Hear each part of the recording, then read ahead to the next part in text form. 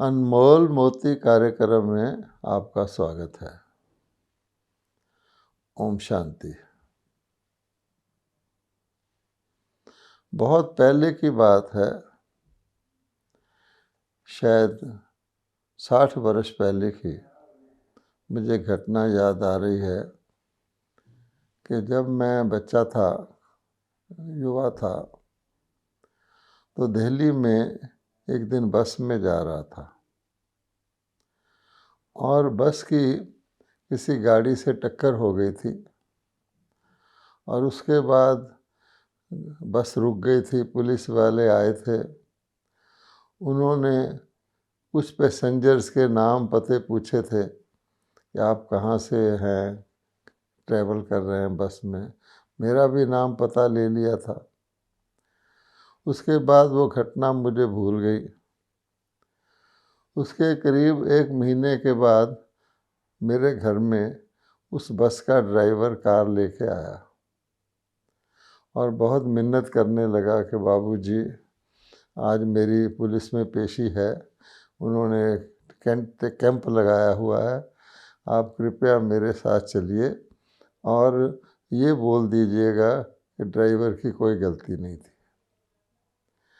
मैंने उस पर तरस कर लिया और मैं उसकी गाड़ी में चला गया।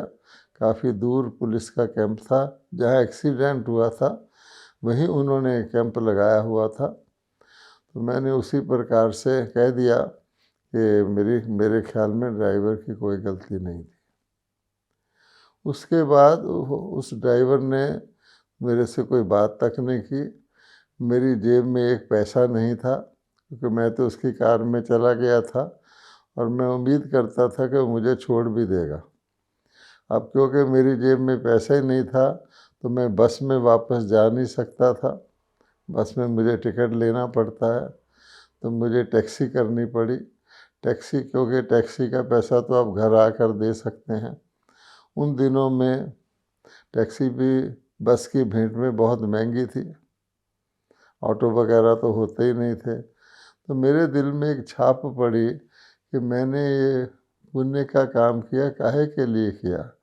मैं वहाँ गया, सब कुछ किया, उसके हक में गुहाई भी दे दी, लेकिन मैं ये उम्मीद नहीं करता था कि उसके बाद वो मुझे घर भी नहीं छोड़ेगा या पूछेगा तक नहीं। इसी प्रकार से आज आप आज के समाज में ऐसी बहुत सी घटनाएं देखते हैं, जब लोग अपने स्वार्थ के कारण आपके पास आएंगे, आपसे गिड़गिड़ाएंगे, लेकिन जो ही उनका स्वार्थ पूरा हो जाएगा वो ये भी नहीं देखेंगे कि भाई आपको हमने जो कुछ नुकसान किया है या कुछ आपको कहीं दूर ले आए हैं, उसको कम से कम आपको घर तो पहुंचा दें।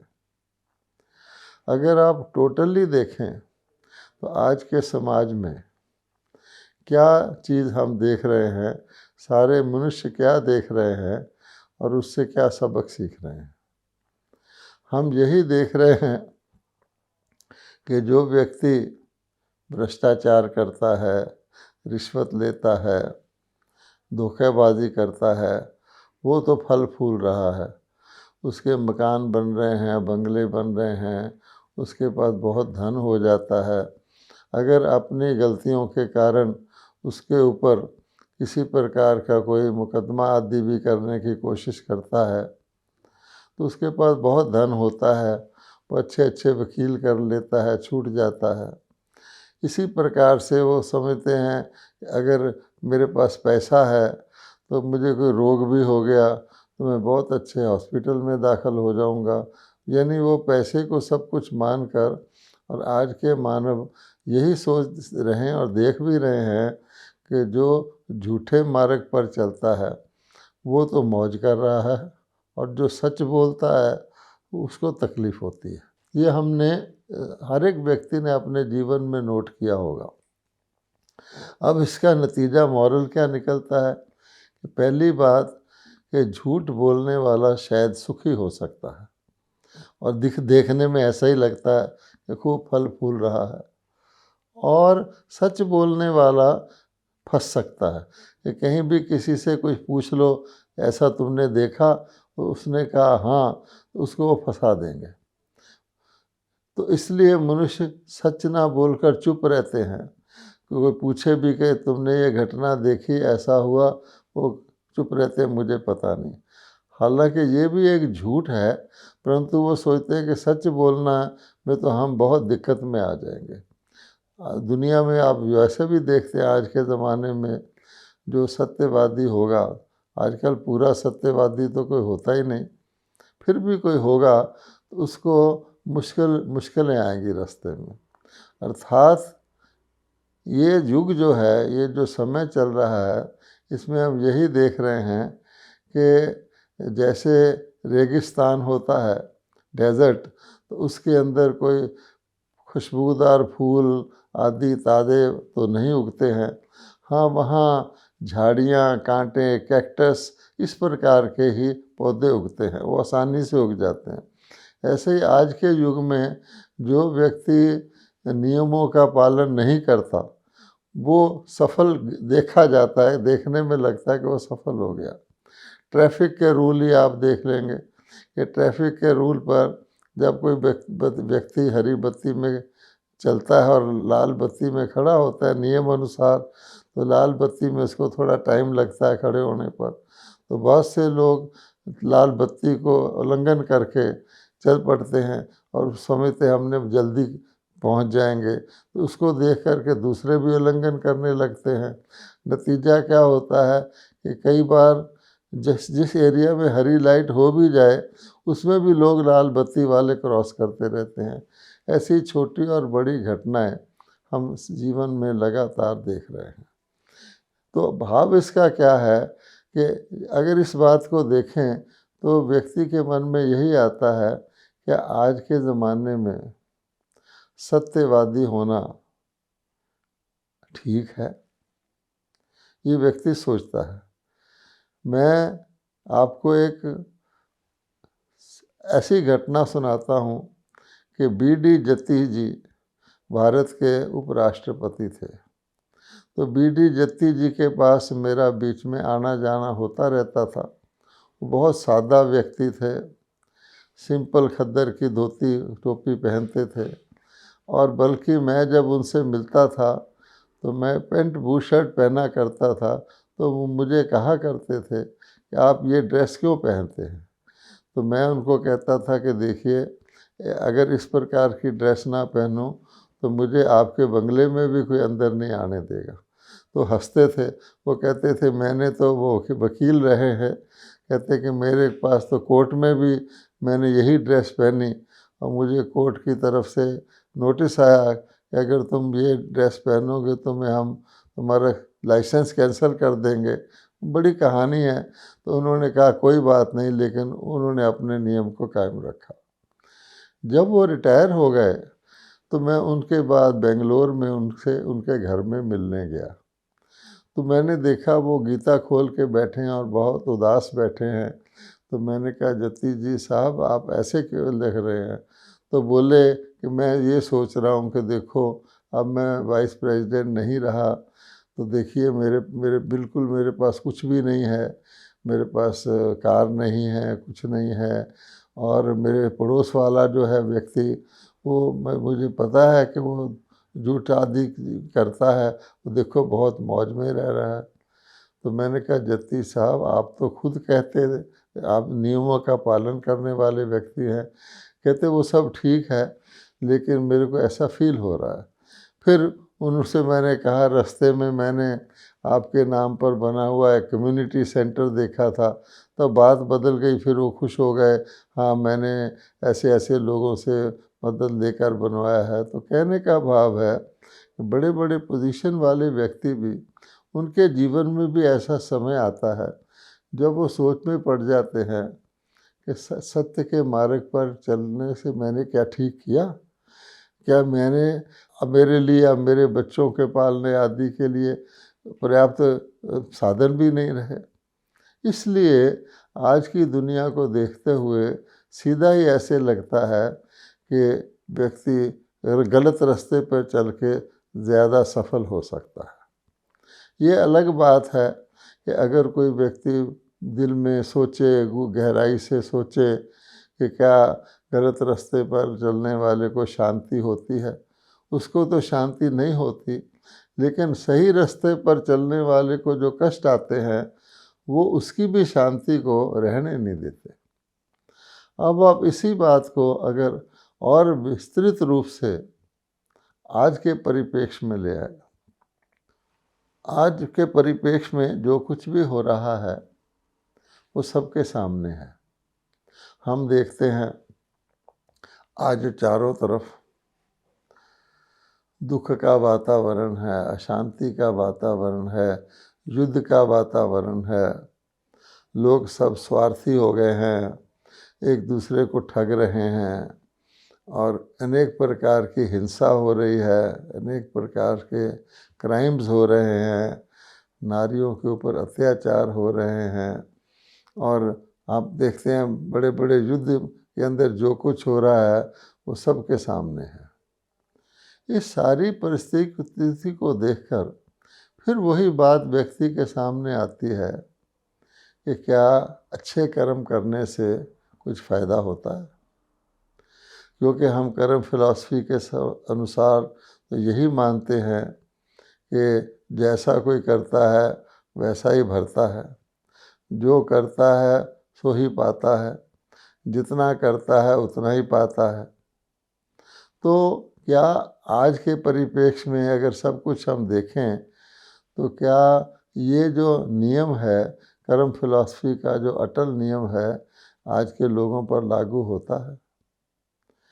क्योंकि आज जब कोई व्यक्ति सोचता है तो कहता है कि मान लीजिए कि कोई लड़ाई हो गई दो देशों के बीच में, तो कुछ लोग मारे जाते हैं लड़ाई के अंदर, तो क्या उसमें अच्छे लोग नहीं मारे जाते? इसी प्रकार से कोई भूकंप आता है, उसमें बहुत सारी तबाही हो जाती है, लोग दब जाते हैं, तो क्या उसमें अच्छे लोग नहीं दब जाते खराब के साथ? क्या बुरे लोगों को ही उस नुकसान होता है? फिर लोग धार्मिक लोगों के ऊपर आते हैं कि चलो अच्छे बुरे तो समाज के अंदर हैं, लेकिन ये जो साधु संत महात्मा भगत लोग और ये सारे के सारे क्या ये बच जाते हैं? अगर कोई इस प्रकार की आपदा आती है, रोग आता है, मान लीजिए कोरोना आता है, तो क्या उसमें साधु महात्मा बच जाते हैं?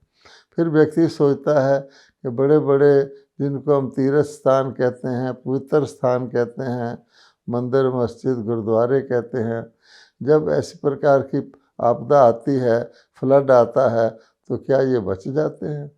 फिर व्यक्ति सोचता है फिर अच्छे भी दुखी हो रहे हैं, खराब बुरे भी दुखी हो रहे हैं, फिर अच्छे बनने में फ़ायदा ही क्या है? एक बहुत गहरा क्वेश्चन व्यक्ति के मन में आता है और वो कर्म फिलॉसफी को आज के समय में समझता है कि कर्म फिलॉसफी पता नहीं कब हुई होगी, आज के समय में तो कर्म फिलॉसफी दिखाई ही नहीं देती लगती। देखिए छोटे छोटे बच्चे, इनोसेंट बच्चे जिन्होंने अभी जन्म ही लिया है, वो मारे जा रहे हैं। बिल्कुल भोले भाली जनता वो मारी जा रही है। पहले वक्त में तो युद्ध होते थे तो नगर के बाहर होते थे, फौजें आपस में लड़ती थीं। अब तो यही कोशिश होती है दुश्मन की कि ज़्यादा से ज़्यादा जो सिविलियन हैं उनके ऊपर अटैक किया जाए। आजकल तो हॉस्पिटल्स को भी नहीं छोड़ते, इतने जालिम हो गए हैं। तो व्यक्ति सोचता है कि क्या कर अच्छा और क्या बुरा, यहाँ तो बुरा ही बुरा दिख रहा है, तो मैं इस बात को कैसे स्वीकार करूं कि कर्म फिलॉसफी भी कोई चीज़ होती है। मैं अपनी आंखों के सामने देख रहा हूँ, बिल्कुल इनोसेंट जिसको हम लोग समझते हैं बिल्कुल निष्पाप, वो लोग भी दुखी हो रहे हैं। अब ये बड़ी गहरी सोचने की बात है। हम अगर इस बात को समझें कि दुख हमेशा किसी न किसी गलत कर्म के कारण ही मिलता है, क्योंकि आखिरकार कर्म का फल तो होता ही है। गलत कर्म का कारण दुख मिलता है और अच्छे कर्म करने वाले को दुख नहीं मिल सकता, ये हम जानते हैं। अब देखने में ये आ रहा है कि सभी को दुख मिल रहा है, अच्छे कर्म करने वाले को भी मिल रहा है, गलत वाले को भी मिल रहा है, कोई भी बचा हुआ नहीं है। और उसमें समाज में अच्छे कर्म करने वाले की बात तो छोड़ो, जो धर्म कर्म में जिन्होंने अपना सारा जीवन ही लगाया हुआ है, अनेक प्रकार के हम देखते हैं आज धार्मिक व्यक्ति जो दूसरों को धर्म के उपदेश देते हैं, वो भी दुखी हैं। तो सोचना पड़ेगा कि क्या आज के समाज में सचमुच कोई अच्छा कर्म होता भी है। तो इसके लिए भगवान ने हमें दिव्य दृष्टि दी है। गीता के भगवान ने बहुत स्पष्ट रीति से बताया है कि कर्म, अकर्म और विकर्म, इसकी गति बड़ी गुह्य है।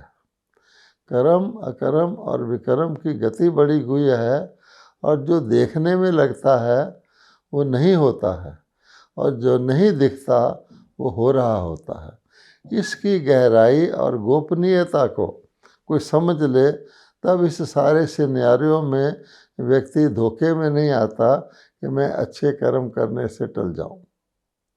जैसे आप देखते हैं बहुत सारी चीज़ें में हमें धोखा होता है।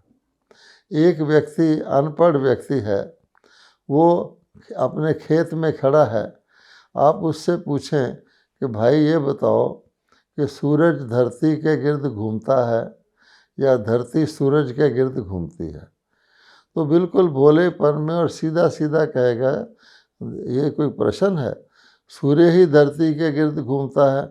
मैं अपने खेत में खड़ा हूँ, सूर्य सुबह उस तरफ होता है, वहाँ से निकलता है, दोपहर को मेरे सिर पर आ जाता है, शाम को दूसरी तरफ चले जाता है, डूब जाता है। तो सूर्य तो घूम रहा है, मेरा खेत थोड़े घूम रहा है। अब ऊपर से तो ये बात ऐसे ही लगती है, लेकिन कोई भी ज्योग्राफी का स्टूडेंट होगा वो कहेगा नहीं, सूर्य खड़ा है और धरती घूम रही है। और इसी प्रकार से ये कर्म फिलॉसफी की बात है। अगर आज के युग में लोग दुख भोग रहे हैं और सभी लोग दुख भोग रहे हैं, तो हमें ये समझ लेना चाहिए कि कोई भी आज के युग में ऐसा व्यक्ति पैदा ही नहीं होता जो अच्छे कर्म कर रहा हो। जब युग ही बुरे कर्म करने का है, तो व्यक्ति, अच्छा व्यक्ति जन्म ले भी ले तो वो भी जैसा कहा जाता है कि जैसे देश वैसा वेश, वो भी जन्म लेने के बाद बुरे कर्म ही करने लग जाता है, क्योंकि समाज की रीति ही रिवाज ही ऐसी है। अब आप कहेंगे ये कैसे हो सकता है कि आज की दुनिया में या आज के युग में कोई अच्छे व्यक्ति हुए ही नहीं। अब आप इसका भी जवाब देखिए। यहाँ जो भी व्यक्ति आए जिन्होंने अच्छाई का प्रचार किया, उन्होंने अच्छाई का प्रचार किया, अर्थात उतरे अच्छे लोग थे वो ऊपर से, परंतु उसके बाद क्या हुआ? क्या उनकी अच्छाई के प्रचार के बाद समाज की गिरावट रुकी? गिरावट दूर होने की बात तो छोड़िए, समाज की गिरावट बढ़ती ही गई है। हम देखते हैं कितने सारे, जिनको हम कहते हैं पीर, पैगंबर, मैसेंजर, कितने सारे फिलोसफर, कितने सारे रास्ता दिखाने वाले आए, रहबर आए, लेकिन नतीजा क्या है कि दुनिया में कलयुग और घोर कलयुग होता जा रहा है, पापाचार और बढ़ता जा रहा है। इसलिए गीता के भगवान ने हमें एक निशानी दी है कि जिसको हम कहते हैं तीसरी आँख या दिव्य बुद्धि, जिससे हम अच्छी तरह देख सकें कि हम इस धोखे में ना रहें कि बुरा करने से अच्छा फल मिल सकता है या अच्छा कर्म करना छोड़ दिया जाए। वो ये है कि भगवान ने बताया है कि दुख किसको मिलता है? दुख उसी को मिलता है जो अयथार्थ कर्म करता है। और अयथार्थ कर्म कौन करता है? या अयथार्थ कर्म कहते किसको हैं? तो वो कर्म व्यक्ति को पता भी नहीं लगता जो व्यक्ति अपनी ओरिजिनल यानी अपनी असली पवित्रता की स्थिति से, स्टेट से नीचे होकर करता है, उसका कर्म गलत हो जाता है। जैसे हम कहें एक अच्छा फल हमको खाएं तो हमको हेल्थ देता है, लेकिन अगर कोई गला हुआ फल खा लें, कीड़े वाला फल खा लें तो हमें नुकसान कर देता है। फल तो फल ही है, लेकिन उसके अंदर क्या है ये देखना है। आज की दुनिया में तो हम देखते ही हैं कि फलों के अंदर किस प्रकार से केमिकल मिला दिए जाते हैं, बीजों के अंदर मिला दिए जाते हैं। देखने में वो फल वही फल हैं, लेकिन हानिकारक हैं। आजकल ये भी कहा जाता है किसी भी सब्जी को उबाल के गर्म पानी से धो करके यूज़ करो। भाव अर्थ ये है अंदर क्या है। तो अब हम देखेंगे, आज के मानव भगवान ने एक परिभाषा दी है गीता के अंदर। इसको देखकर आप जान सकते हैं कि जिसको हम अच्छा व्यक्ति कहते हैं, अच्छा व्यक्ति वो नहीं है कि जो देखने में अच्छा लगे, जिसके पास धन दौलत अच्छा लगे, या कोई धार्मिक व्यक्ति लगे, क्योंकि धर्म कर्म के रास्ते में व्यक्ति लगता ही क्यों है? इसलिए वो समझता है कि कुछ गड़बड़ है, कुछ पापाचार है, इसलिए वो उस रास्ते में लगता है। अगर ठीक ठाक व्यक्ति हो तो उसको कोई किसी प्रकार की पूजा पाठ की आवश्यकता ही नहीं रहती है। इसलिए भगवान ने कहा है कि जिसके अंदर काम, क्रोध, लोभ, मोह और अहंकार, जिस व्यक्ति के अंदर ये 5 विकार हैं, काम, क्रोध, लोभ, मोह और अहंकार, वो 5 विकार जो अंदर का कीड़ा है, जो अंदर की कमजोरी है, जिसको हम विकार ही कहते हैं, उस व्यक्ति का हर कर्म पाप कर्म बन जाता है। अगर कोई भी कर्म हमारा काम विकार के वश, जिसको हम बुरी नज़र कहते हैं, क्रोध के वश, लोभ के वश या मोह के वश और अहंकार के वश होता है तो पाप कर्म हो जाता है। अब भगवान कहते हैं कि आज के युग में एक भी व्यक्ति ऐसा नहीं है, एक भी, जो इन विकारों से मुक्त हो। यहाँ तक कि आज के युग में तो मनुष्यों का जन्म ही काम विकार से होता है। तो इसलिए विकारों के वश होने के कारण यहाँ भी अब हम देखेंगे कि खराब कर्मों में भी श्रेणियाँ होती हैं, डाकुओं में भी श्रेणियाँ होती हैं। कोई डाकू बहुत जालिम होता है, कोई जालिम होता है, और कोई थोड़ा थोड़ा जालिम के साथ साथ रहम दिल भी होता है। 1, 2, 3 की श्रेणी हर एक में होती है। इसी प्रकार से बुरे लोगों में भी कोई व्यक्ति बहुत बुरा होता है, कोई कम बुरा होता है। तो इस प्रकार से देखा जाए तो आज आप बाहर से देखेंगे तो आपको लगेगा ये व्यक्ति अच्छा है, लेकिन किसी दूसरे की भेंट में अच्छा है। लेकिन आज की दुनिया, आज के युग के, आज की दुनिया के सारे व्यक्ति इंसान कहलाते हैं, मनुष्य कहलाते हैं, देवता नहीं कहलाते हैं। आज से पहले युग के व्यक्ति, जिसको हम अच्छी दुनिया कहते हैं, जहाँ अच्छे कर्म होते हैं, जहाँ बुरा कर्म होता ही नहीं है, जहाँ काम क्रोध लोभ मोह अहंकार होते ही नहीं हैं, सर्व गुण संपन्न, देवताओं में गुण ही गुण होते हैं, अवगुण का नाम निशान नहीं होता, तो उस दुनिया के जीवों को देवी देवता कहते हैं। तो इस विश्व के चक्कर में 2 प्रकार के युग हैं, एक देवी देवताओं का युग है, एक मनुष्यों के युग है। गीता में उसको आसुरी संपदा और देवी संपदा कहा गया। तो मनुष्यों के युग में निशानी ये होगी कि मनुष्य पुजारी होंगे, मनुष्य पतित होंगे, अर्थात विकारों से ग्रसित होंगे, और वो दुखी होंगे क्योंकि उनके कर्मों के अंदर ये विकार होते हैं। इसलिए हमें याद रखना चाहिए, ऐसा नहीं है कि कर्म फिलॉसफी काम नहीं कर रही, लेकिन सारे के लोग क्योंकि विक्रम कर रहे हैं, नाम ही इसका विक्रमी संवत है। आज के संवत को विक्रमी संवत कहा जाता है, पहले संवत को विक्रमाजीत का संवत कहा जाता था।